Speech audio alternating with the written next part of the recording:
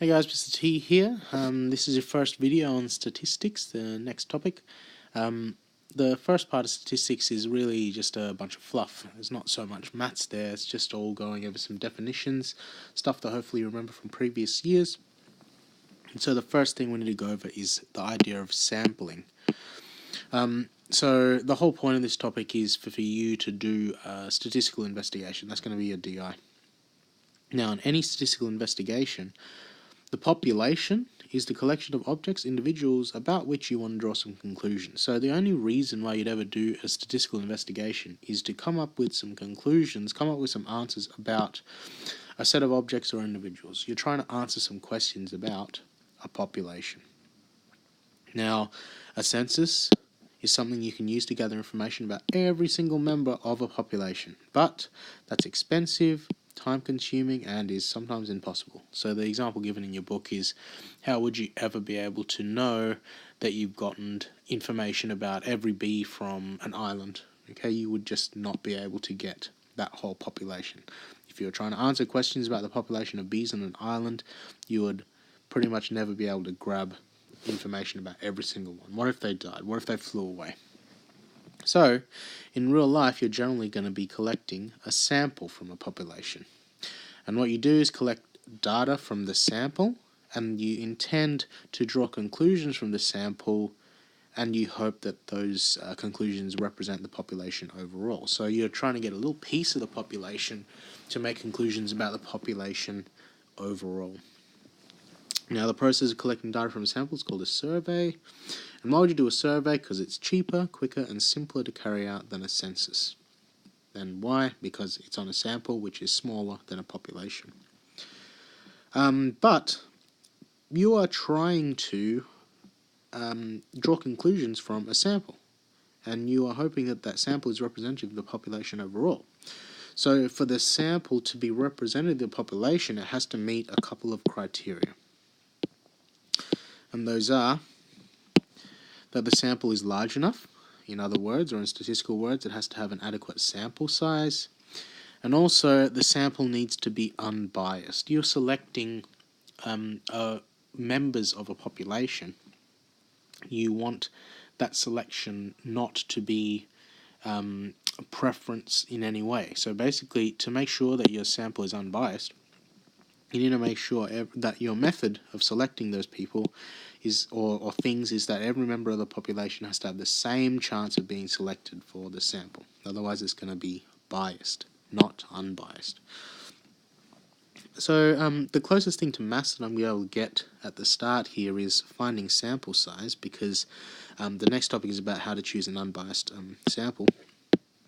So calculating sample size, I'm giving you a couple of formulae here that aren't in the book. You're not actually asked to do this maths here, but you need to keep this in mind for your DI. You could look up ways of calculating the sample size, but you're going to find really complicated formula. So I'm just going to chuck some to you that you might be able to use, going from simple to a bit more complicated. So the first one is, some people might choose a sample size of the square root of n, where n is the population that you're interested in. You just find the square root of the population size, and that number that comes out of that, square root of n, is going to be how many you need to sample. There's another one, 2. Some people also choose a sample size of square root of n, like before, but they add 10% of the population on top. These are both acceptable. They're from a maths textbook, but they're not generally considered that great. They're a bit too small. There's no mathematical basis to these. And the other problem is that the population that you're looking at is generally unknown. What if you are looking at all of the people with high cholesterol in Australia? Do you definitely know that there's that many? There might be people on a register of people with high cholesterol, but that wouldn't be absolutely all of them. Some people might not have bothered to go on that register. So in most cases, the population N is unknown unless you've really defined the population, and your study is actually very limited in that case. Here's another more mathematical way of calculating the sample size. I'll scroll down. Which is from a Year 12 textbook, is n is equal to 9600 divided by r squared. And you would use this formula if your population size is unknown. And what does the n stand for? The n is the sample size. So you're using the formula to find the sample size you should use. And what does R mean? R is the percentage interval within which you're 95% confident the population statistic lies. So what does that mean? You are using a sample to represent the statistics of a population that you aren't actually gathering. So let's say you're looking at the average heights of, you wanted to think of or find the average heights of just teenagers in general, but you only sampled year 11s at Aberfoyle Park High School. So your sample is going to be tiny compared to the actual population you're trying to represent, which is all teenagers, but you're only actually sampling year 11s at Aberfoyle Park High School. The R is going to be the percentage interval, so within how many percent you're going to be of the actual population statistic. So if you're looking for average height, the average height in the sample that you've taken might be within, 15% of the population's height, and you'd be 95% confident of that. So I might run an example here. The example here being, I want to select a sample where I'm 95% confident that the sample average is within plus or minus 3% of the population's average. So that could be height. I want to select a sample where I'm 95% confident that if I find an average in that sample, it's going to be within 3% of the population's average, the real average. So I chuck it into this formula, 9600 over, and I'm using this formula because I don't know the population size, and it's r squared, so it's going to be 3 squared, so it's going to be 9600 over 3 squared 9. So just grab my calculator.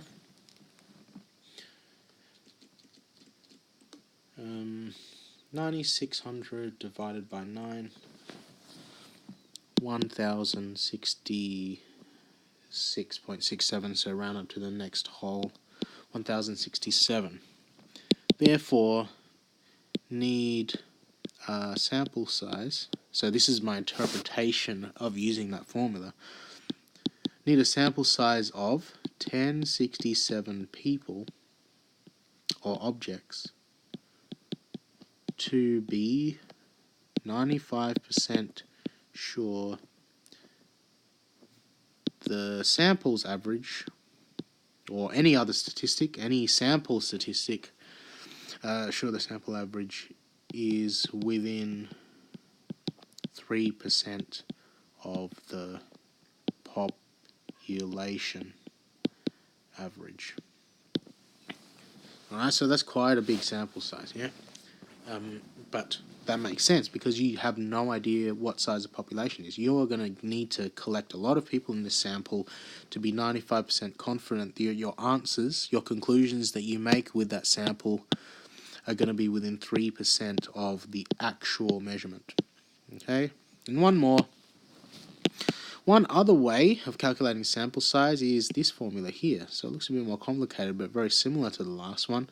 The only difference here is that you know the population size, and the population size is n. So your sample size is going to be 9600 times by the population size divided by 9600 plus the population size times by r again, which is the confidence interval, squared.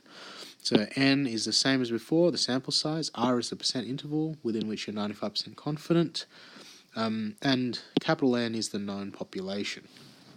So I'm going to run a similar example here, where I'm using that formula, but for a known population. So let's say I wanted to select a sample size, and I know the population is 1,000, and I still want to be 95% confident that the sample average that I get from the sample is within plus or minus 3% of the population statistic of the average, okay? So you're going to go 9600 times by, I know the population size this time, divided by 9600 plus, I know the population size, times by the confidence interval 3 squared. So now I need to work out the top line, 9600 times by 1000, 960,000 over.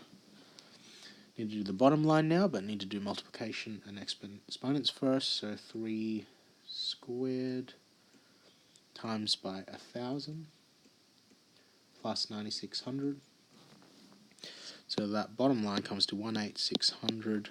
So now we need to work out 9,600,000 divided by 18,600. That comes to 516.12. So the next whole number up, 517. So, as you can see, that sample with a known population is significantly smaller. 517 when I've got a known population compared to 1,067. And that's because you are defining how big a population you're trying to represent. You still want to be 95% confident that any conclusions you make with the sample are within 3% of the population, so that's why it's still a massive sample.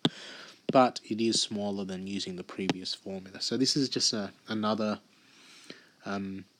formula you can use. So the interpretation is sample size of 517 needed for population of 1,000 to be 95% confident. Sample stats or sample statistics are within 3% of the population statistics. Right? So, again, I'm going to repeat, you don't actually need to use these in your exercises, but in your directed investigation, you need to keep in mind that you're justifying your numbers. You are going to sample a bunch of stuff with a particular experiment that you're going to hear about when you get the task sheet, and you're going to need to decide on what kind of sample you're going to take. You might use these, you might not. You might find a different way to calculate sample size on the net. That's up to you. But I'm just giving you these because you may choose them for your directed investigation on stats, but they are not the only or most up-to-date ways to calculate sample size. They're from an old maths textbook. They're 20 years old. Okay, I'm just chucking them in there so that you're aware there is some maths involved with choosing the sample size. People don't just go, oh, well, actually they do. Sometimes they might just choose, oh, I'm going to choose 10. Well, if you put that into your DI, then I'd be asking why. What justification is there? So here are some ideas as to how you might justify it, but I would suggest that maybe you Google and find more up-to-date ways to calculate sample size on the net. So hopefully that helps you out, and I will see you on the next video.